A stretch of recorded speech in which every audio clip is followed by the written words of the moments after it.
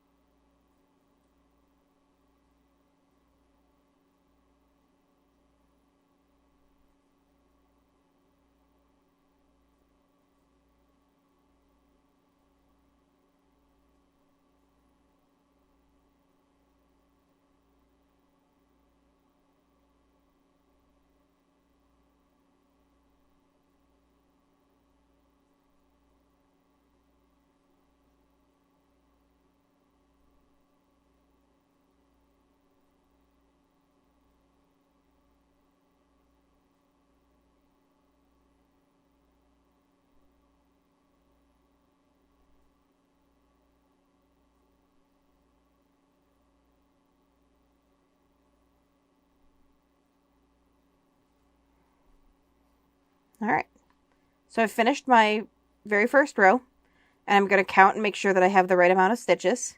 I chained 14, and I skipped 2 at the end, so I should have 12 double crochets.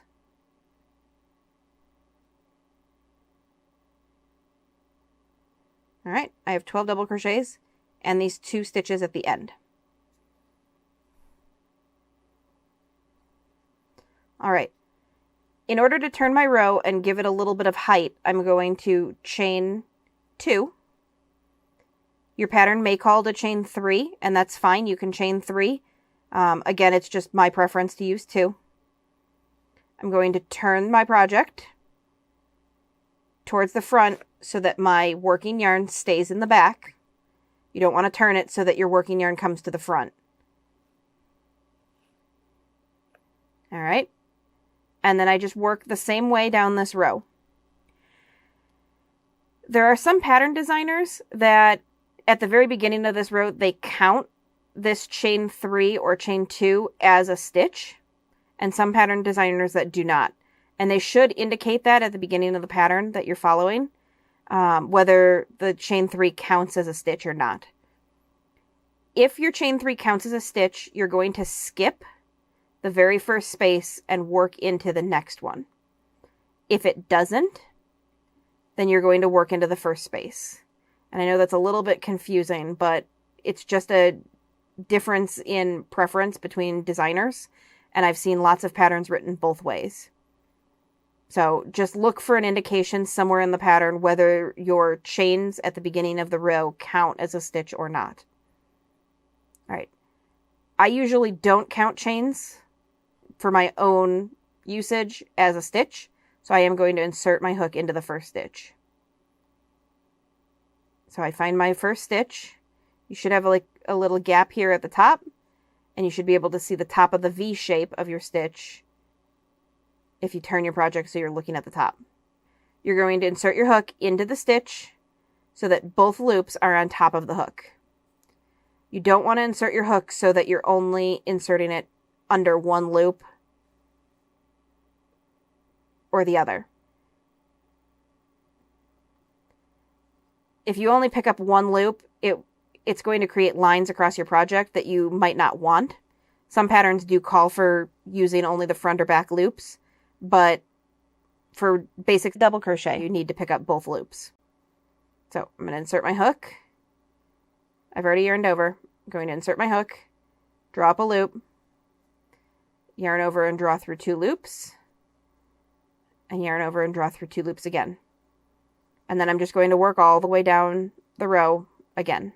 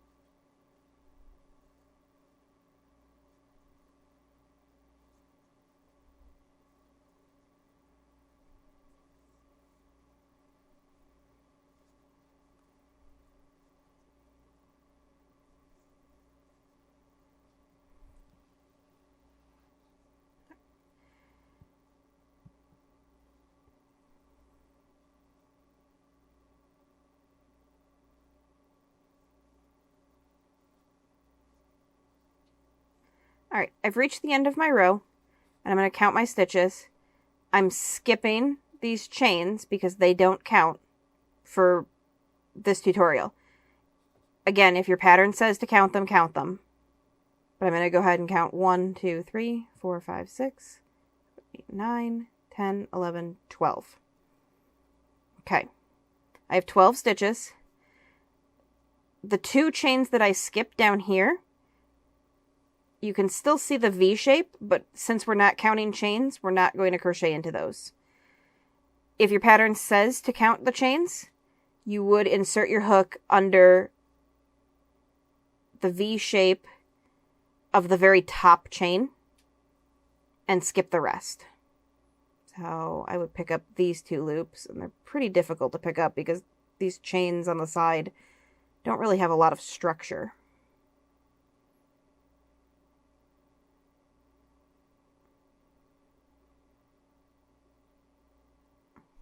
Alright, so there's the 2 loops are on top there, and I would do the exact same stitch into those if I was counting these chains.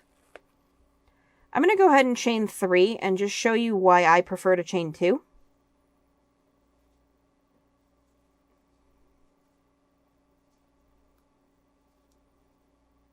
I'm going to work just a little bit down this row and show you the difference between the 2 rows.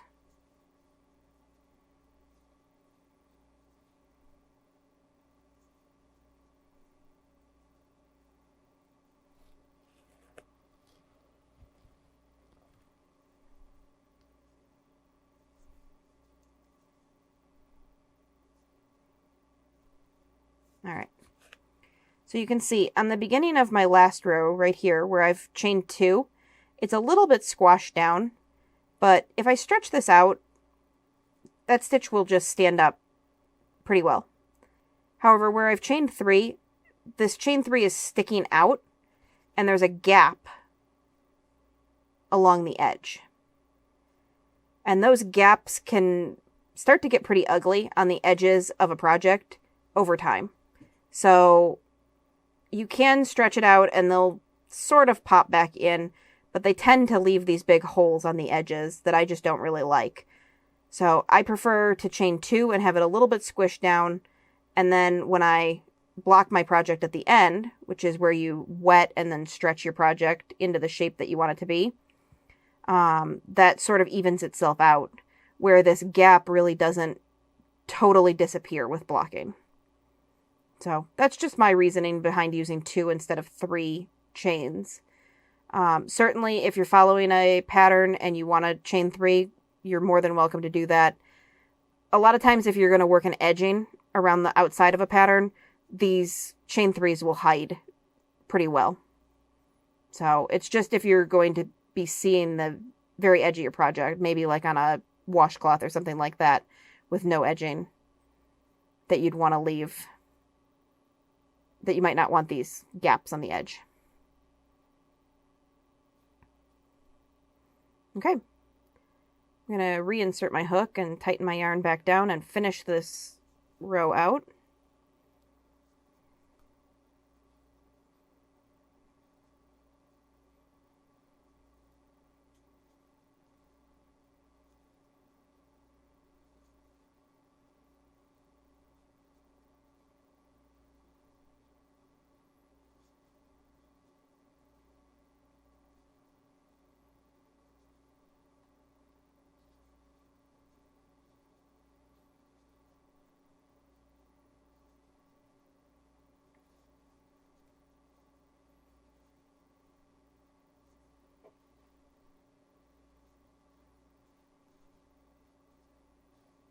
Okay, and I've reached the end of my row, so it's important to count my row and make sure that my stitches are correct.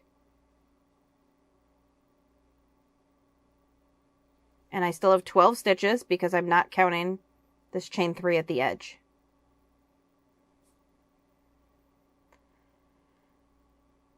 All right, when you've reached the end of your project, all you need to do to finish it off is snip your yarn, leaving yourself a bit of a tail. Chain 1 and pull that all the way through the stitch. And then use your fingers to tighten that down nice and secure. And then you just take this tail and sew it into your project and you're done. And that's all there is to the double crochet. If you have any questions about double crochet, go ahead and leave those in the comment section below. If you like this tutorial and you'd like to see more like it, hit subscribe. Thanks for watching.